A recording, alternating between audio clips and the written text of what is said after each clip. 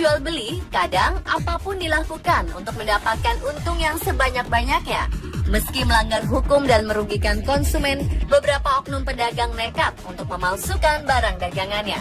Salah satu yang seringkali dipalsukan adalah makanan dan minuman. Dengan kemasan menarik dan meyakinkan, makanan dan minuman palsu ini pun dijajakan dengan mudah. Apalagi biasanya harganya lebih murah, sehingga membuat konsumen melirik untuk membelinya. Pemirsa, On The Spot telah merangkum beberapa makanan dan minuman palsu tersebut dalam 7 kasus makanan dan minuman palsu di Indonesia.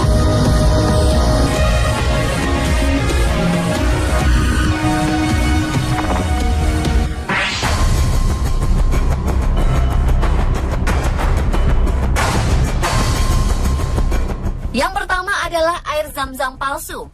Penyidik Polres Jakarta Pusat menggerebek 2 pabrik penghasil air zam-zam palsu di Kramat Jati, Jakarta Timur, dan juga di Srengseng, Jakarta Barat. Penggerebekan ini bermula dari kecurigaan dan adanya informasi masyarakat tentang adanya air zam-zam palsu yang dijual di sebuah ruko di kawasan Tanah Abang, Jakarta Pusat. Untuk mengelabui konsumen, air zam-zam diberi tempelan segel bandara agar terlihat sebagai barang impor asal Saudi.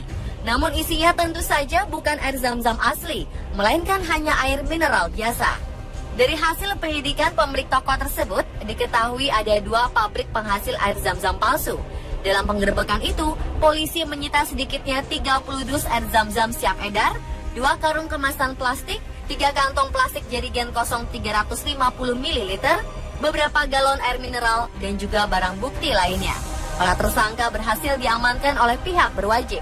Mereka dijerat Undang-Undang Kesehatan, Undang-Undang Perlindungan Konsumen, dan Undang-Undang Pangan dengan ancaman hukuman 5 tahun penjara.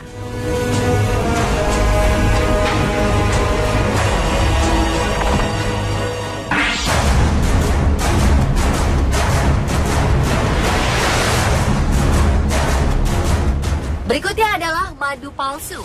Fakta mengungkapkan bahwa 80% madu yang beredar di pasaran ternyata madu oplosan alias palsu. Bahan campurannya banyak menggunakan bahan-bahan kimia yang berbahaya bagi kesehatan. Rupanya minat masyarakat akan madu justru membuat beberapa oknum memalsukannya. Permintaan akan madu mencapai 30.000 ton per tahun. Namun Indonesia hanya mampu memproduksi madu murni sebanyak 8.000 ton. Celah inilah yang membuka peluang penjualan madu sintetik atau madu palsu. Sekilas, memang sulit membedakan botol madu asli dan yang palsu. Namun tentu saja, madu palsu dijual dengan harga miring. Ironisnya, konsumen justru tergiur dengan harga murah tersebut. Madu palsu ini memiliki kadar madu hanya 10 hingga 20% saja. Selebihnya adalah campuran bahan kimia berupa sitrun, gula biang, air, pengental, pewangi esens, dan juga putih telur. Meskipun dijual tanpa label dan sertifikasi dari BP POM, madu palsu ini laku keras di pasaran. Karena itulah sebagai konsumen kita harus lebih jeli dan teliti membeli madu. Karena bukan tak mungkin madu palsu ini akan memberikan dampak buruk bagi kesehatan.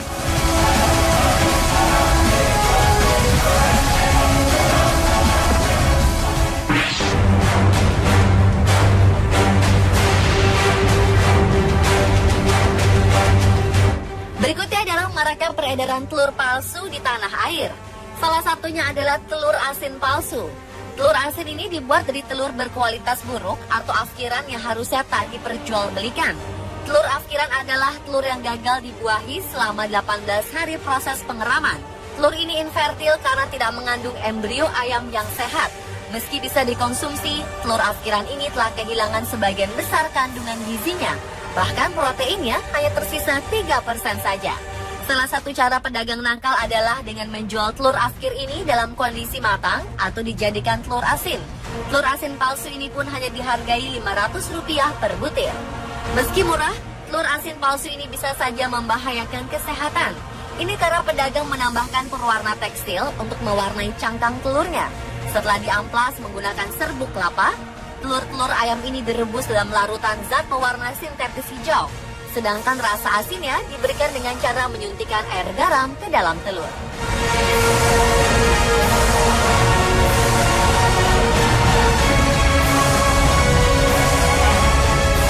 Tak hanya telur asin palsu, ada juga telur ayam kampung palsu. Caranya adalah dengan menyulap telur ayam buras berukuran kecil. Telur ayam buras ini diputihkan dengan cara digosok menggunakan air cuka. Asam dalam cuka akan mengikis lapisan telur sehingga tampilannya mirip dengan ayam kampung. Telur amplasan seperti ini sangat rentan terinfeksi bakteri Salmonella penyebab tifus.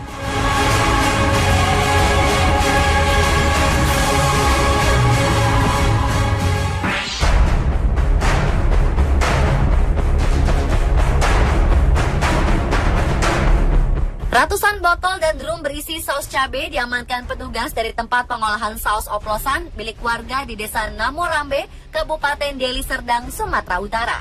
Selain mengamankan saus oplosan, petugas juga menyita 4 tong diduga berisi zat berbahaya. Bahan penyedap makanan ini diduga dicampur dengan zat pewarna tekstil. Setelah dikemas, saus oplosan ini kemudian dijual ke pasaran.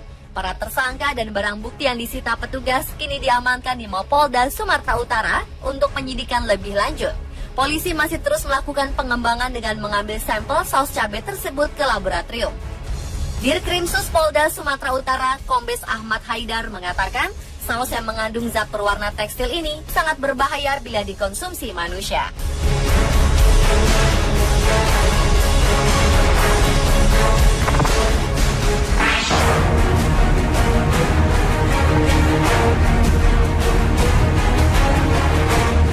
Ikan adalah salah satu makanan yang cukup digemari masyarakat Indonesia.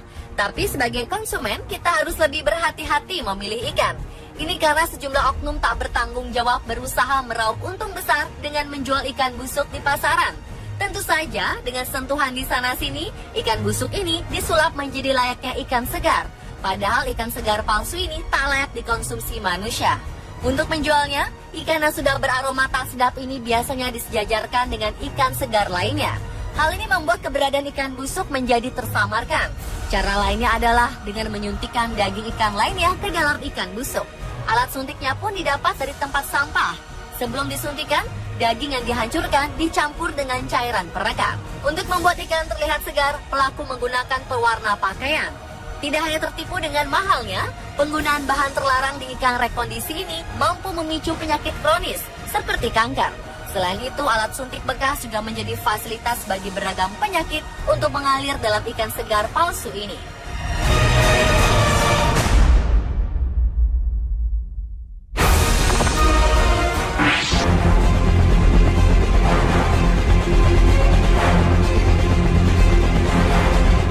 Abon sapi adalah salah satu makanan yang praktis untuk dikonsumsi bersama nasi. Namun beberapa tahun silam terkuak beberapa merek abon sapi yang ternyata terbuat dari babi hutan. Bahkan ada beberapa abon sapi bermerek yang terbukti mengandung daging babi hutan. Secara kasat mata memang sulit untuk membedakan antara abon sapi asli dan abon sapi palsu. Ini karena babi hutan memiliki tekstur serat yang mirip dengan sapi. Bila sudah diolah, sangat sulit untuk membedakan kedua jenis daging tersebut.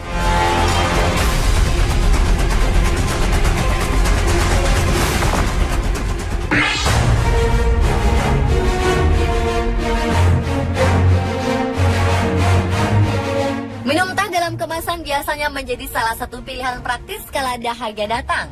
Namun peluang untuk mengeruk keuntungan dari minuman teh dalam kemasan ini dimanfaatkan oleh oknum-oknum nakal. Mereka memproduksi teh dalam kemasan palsu selama bertahun-tahun. Aksi jahat mereka ini terbantu dengan para pemulung yang biasa mengumpulkan botol-botol bekas.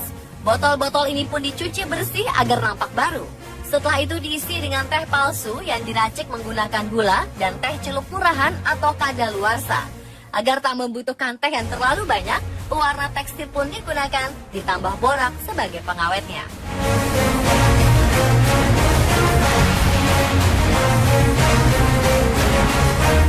Pemirsa, itulah ke-7 kasus makanan dan minuman palsu di Indonesia versi On The Spot.